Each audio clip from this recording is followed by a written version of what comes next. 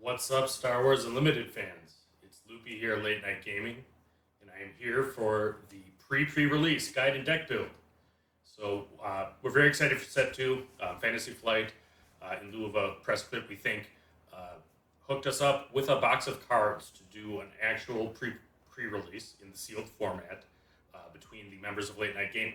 And you should be able to sign up for pre-releases right now. I did very well the first time around. I very much enjoyed it. I know at the first 4 pre-releases I did, I started 11-1. I did 3 more after that. I think I dropped a game. And I mean, the reason is I build consistent decks because I had done a lot of sealed and limited format of Star Wars Unlimited. I've done less with Set 2 with these particular cards, but I have a particular strategy that I use to both lay out the cards and then build the deck, and we're going to go over that. I did, for anybody looking to improve their game, put a written guide on the website for pre-release decks with all of this information in more detail. So please check that out. But we're going to go over what I bring, what the rules are for deck building. That's the same as the guide. And then we're actually going to build the deck that I'll play in the tournament. And hopefully we end up winning. But what do I bring to a pre-release? The first thing I bring is my deck pod, my trusty deck pod here that ultimately the deck goes into. I will put the leader in there. I will play with it. I will use the tokens, and in there I will have 30 sleeves counted out because that is the minimum deck size for the event, and that helps me count. If it is a best of 3, I will bring a bunch more sleeves too because you're allowed to add your rest of the cards in. I usually do actually have a couple more.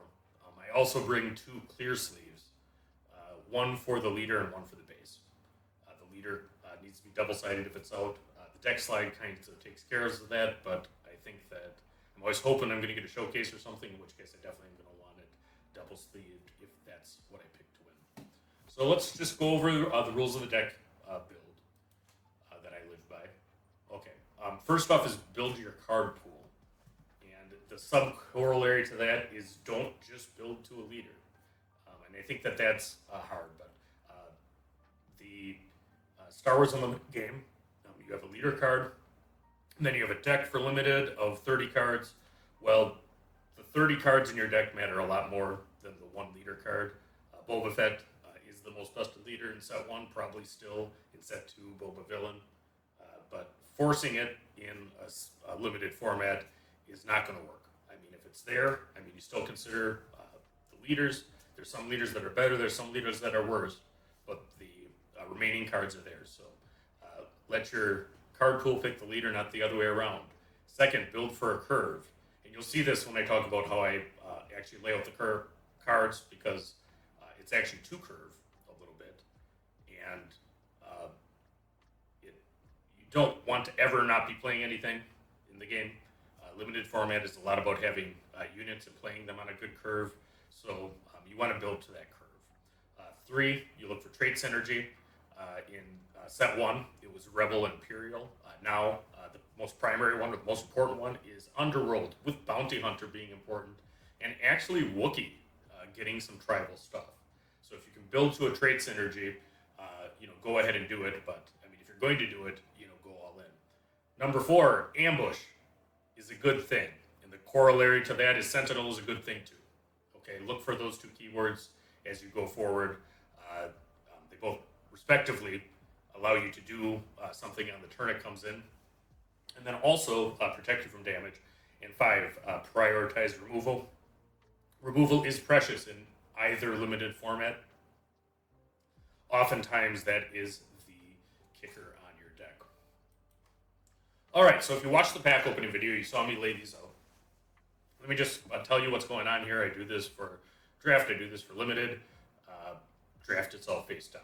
But I never let any of my packs, even touch there. I put 1 card down just to kind of get a curve. And this is obviously, it's not rocket scientist. All I'm doing here is I'm doing 1, 2, 3, 4, 5, 6, 7 for units. And then I make 3 piles of 9 units. The right pile is removal. Then ramp, utility cards, basically events that are other things go in the middle stack there, like New Adventure. And then upgrades go on the left stack. So that's all this is. And then I also will lay out hero and villain to see where it matters, because one of the things you have to do is decide there. All right, so let's get to the deck build. The first thing I'll do is look at the leaders. But Loopee, you just told us not to build to the leaders. Well, you still need to know what you have. So in your pre-release, in your kit, you'll have a Mando and a Gideon. Those two are legal, and then you have the 6 leaders that you open. Okay, and you are required to use one of those. It is impossible to be locked entirely out of hero villain because of the pre-release packs. But what colors your leader are do inform deck building. Just going through these and what I think for limited. We have Hunter, which is probably my least favorite leader of the set. And further, he's one of those leaders that you have to deck build particularly for to be any good, right? Because he has a very strange ability where he wants to see cards with similar names. That's not a strong leader at all for draft. Finn, his ability is not great. His body's great. Cad Bane is one of my 2 favorite villains in Star Wars. The others being Thrawn. It's also the leader that I've played the most with going into my testing for set 2, and he is very strong. He has an underworld synergy where he does a ping to each unit. Rey is a very strong leader, I think, for limited. She can give a experience to any unit that has 2 or less health, and then she restores 3 when she comes out, and is relatively hard to remove. She can actually target herself the first time to give her an experience right away on her first attack. So Rey is strong. Her and Cad, I think, are the 2 strongest leaders for limited. Then we have Hondo, who has smuggle synergy. That's probably not a good thing for limited format. Bosk, who's a good leader. He's better in constructed if you can build bounties around. We do have some bounties here, but Bosk is probably better in a constructed deck than in the limited format. Okay, so you look at the leaders that you have, trying to keep an open mind. You then, 2 things I look at first are what are my biggest threats and what is my removal. Okay, so the removal stack right here, we have 3 cards only. Okay, Rival's Fall, which is completely versatile removal for but expensive in blue. And then you have a capture card, Relentless Pursuit, and McClunky, which is one of my favorite cards from this set. McClunky pulls back an underworld unit, and if you do that, you get a 3 damage to another unit. This can do a lot of things. I mean, it does 3 damage on it. There's a lot of cheap underworld units. We actually have a couple that I'm looking at right now. Finally, we do have Take Captive. I mean, that should be considered removal too. It is another capture card in green. Okay, and then we look at the big threats too. Before you kind of look at the curve to see what you're looking for. The big shiny boy right here is one of the 2 biggest threats. The other one that I'll put as far as a big banger that might win a game are Wrecker. Okay, so both of these cards are very strong. They both have Overwhelm. Maul also has Ambush. Wrecker is great in hero aggro. He suffers a little bit if he can't ambush, which would take timely intervention to give it to him. So that's what we see. I do also have a Fennec, which is a relevant card there. I see a Pirate Battle Tank. So, I mean, those are what the big units are. All right, after that, you just kind of look through your cards and what the curve. You'll see what's stuff. You always got to have enough to fill out your deck. Okay? And, looking through, you ignore kind of the heroes, right? If you're thinking about villain, and you ignore vice versa there. I also should say I see a Zuckuss. This boy is a 6/6 for 5. Very strong push stat line, and he has 4-lamp synergy. I do not see a 4-lamp, or he would be right there for 4, but that would be pretty OP anyway. We do have a Slaver's Trader as well, which is a fairly big ship. All right, going through the other then utility cards, we look what's here. We do have Surprise Strike, which is a very strong card in every format. New Adventure is a double yellow card. It could be good in a deck. I think that double aspect drafts are there. I do see a Timely Intervention, which is kind of like ECL on a stick, so that's relevant to those are the most important. These are all. Oh, there's one non-bounty. There's a Fanbreaker Erase. I guess Ruthlessness isn't. But we have green and yellow bounties. I think the two green bounties, and then the yellow bounty that isn't this one, are the playable bounties. Bounties, I think people overrated somewhat in the first place. They're hard to build for in draft. I think that you can only play two green bounties with boss. That kind of takes them off of the list. You would need a lot of boss bounties with boss to go. All right, so I'm going to build a green, yellow, black deck with Cad Bane. Between him and Hondo, Cad is straight up stronger. And you need a lot of Smoko cards to get there. Now, because I have Cad Bane, it's very important to have underrolled synergy. What Cad Bane says is when you play an underrolled card, you may exhaust him to do 1 damage to an opponent.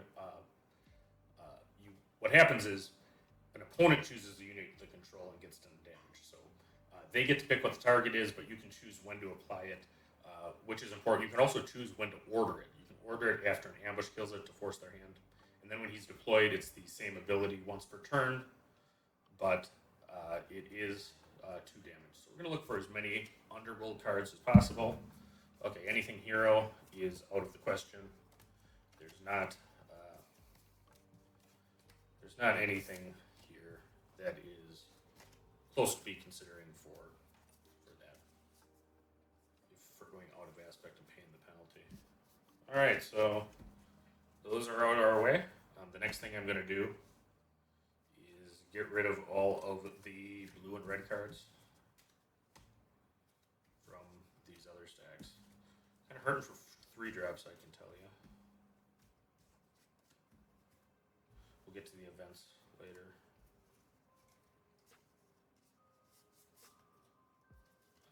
This guy is kind of cool too, this sort of resourceful pursuers.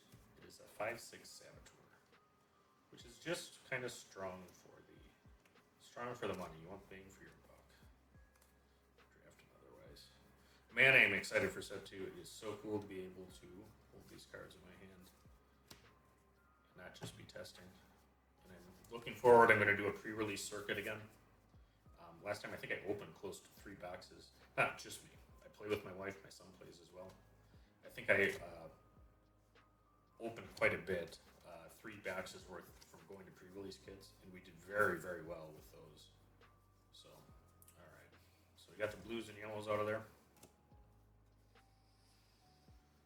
All right. So what I start doing at this point is I sleeve the cards that definitely play. The reason I picked the deck was Maul.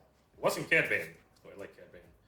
The primary reason is Maul. I mean, he is a 7/6 ambush overwhelm. On attack, he can redirect to any other unit and any other underworld unit. So he can actually kind of protect itself that way. So, I mean, Maul is very good. I don't see any of the yellow shielded units, so that's kind of unfortunate. Okay. I can tell you we're just going to sleeve all of the removal next. That we have the 3 cards here, McClunky.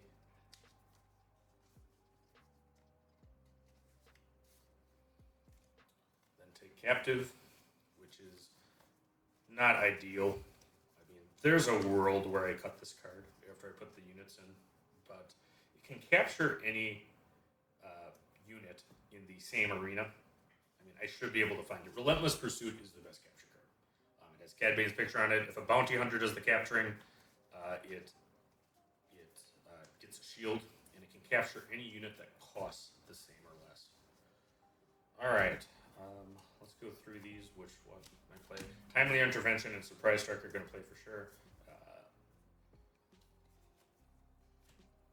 I'm not going to play Moment of Glory. Outflank is a possibility. We'll put that up there. We will sleeve Timely Intervention. And Surprise Strike. Okay, so I suppose now I will actually do the events too. Or the bounties. Probably not going to play the yellow, but it is a possibility. We'll put the blue and red ones up with the blue and red cards. I absolutely am going to play Bounty Center Quarry. I think this is probably the best bounty, with the other contention being the one that is actually being spoiled the day that I'm releasing this video. Officially by FFG, but we know what it is. Let's search for events.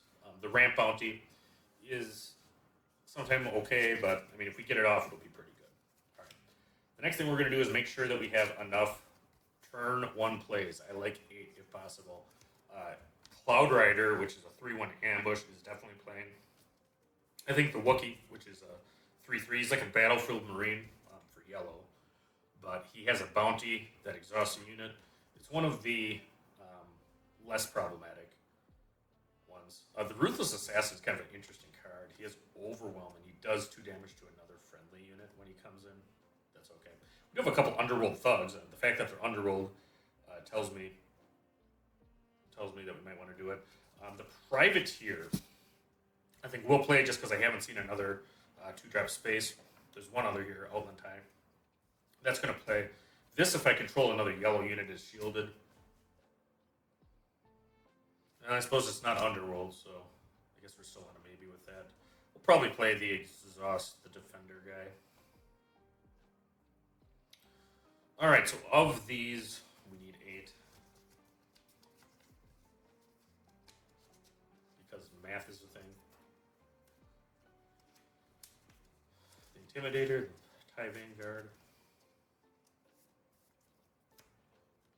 Play the Ruthless Assassin.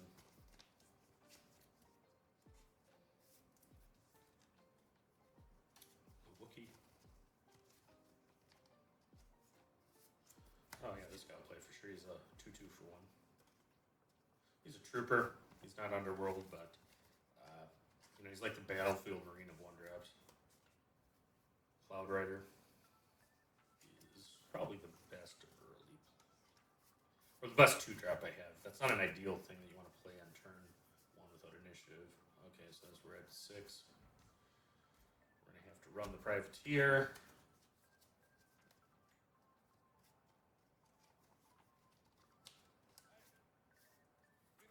And I guess we're running an Underworld Thug. Actually, no, that's not true. We've got 2 more options here. Yeah, we're not running an Underworld Thug. We got Proxima and a Bounty Guild Initiative. Well, we're doing Underworld Synergy. Proximal is kind of cool. Does a guaranteed damage anytime you play another Underworld card. That's actually what my Cad Bane deck does. Now, if you've tested a lot too, I suppose another consideration is what leaders and play patterns you're familiar with.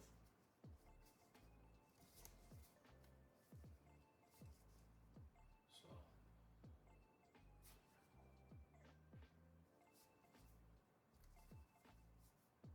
non-Underworlds do we have?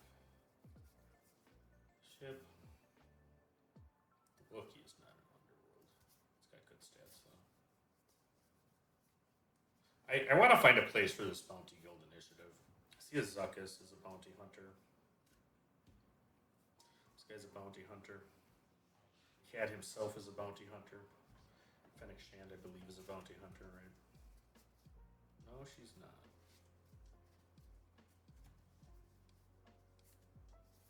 I think I'm torn between the Overwhelmed Ruthless Assassin guy. I mean, he hits himself. He has kind of like a Death Trooper type effect if there's nothing else. He's a Bounty Hunter. It's relevant.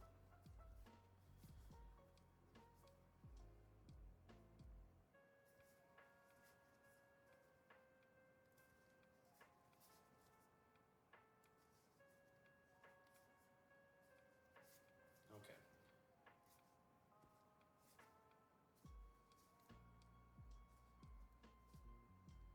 The Bounty Guild Initiate is not an Underworld card. Why is that, do you think? I don't know. Right, we're going to go with those 8 drops. Or those 8 early turn plays. Alright, so now we are saving cards. Alright, we have Zuckuss. Another one of the reasons that I picked this deck. He's just strong. 6/6 is a lot to deal with in limited. Slaver's Freighter plays. Space units can be hard to find. I will play Tobias. Interestingly, he needs to be kind of played by hand. His smuggle ability is for blue. It's for a non-unit card. You can exhaust things with it once per round. I like this card too. This Weekay Pirate game. It has ambush. Okay, and it can be smuggled. So it's only a 3/3 5. I mean, so its stats suck, but it can be good that way. Enterprising Lackeys is actually double blue, so it would be 6. Becomes resources at Elise's play. That's probably not the cut for us. Yeah, we might be playing those gray early cards anyway, just to fill our deck from the way it looks. All right, but Crosshair is good enough. Not Underworld. This guy is Underworld, the Smuggler Starfighter. Control another unit. It's like a Jetta on a fighter, is what it is. So it's looking for another Underworld unit. We're trying to do that anyway. The Pirate Battle Tank has Sentinel, can be smuggled. Green black. That one plays.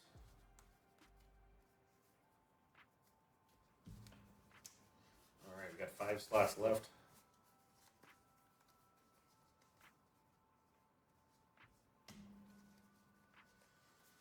Alright, I think we play Resourceful Pursuer.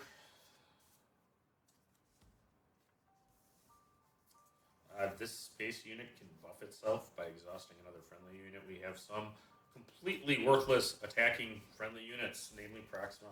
We're going to do that. And then I'm actually just going to run the Bounty Guild initiative. I feel we have enough bounties, or excuse me, enough bounty hunters to make that card sometimes playable as removal with 2 damage to a ground unit.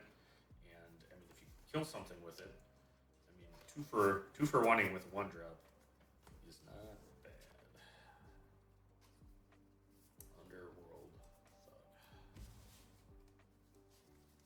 Alright, so there's our 30. Let's just look at these. Let's take one more peek at our utility events. Okay. We still have Wanted and Outflank. Oh, actually found another sleeve, so I don't even have to think about it. We are playing Outflank. That's the better between the two.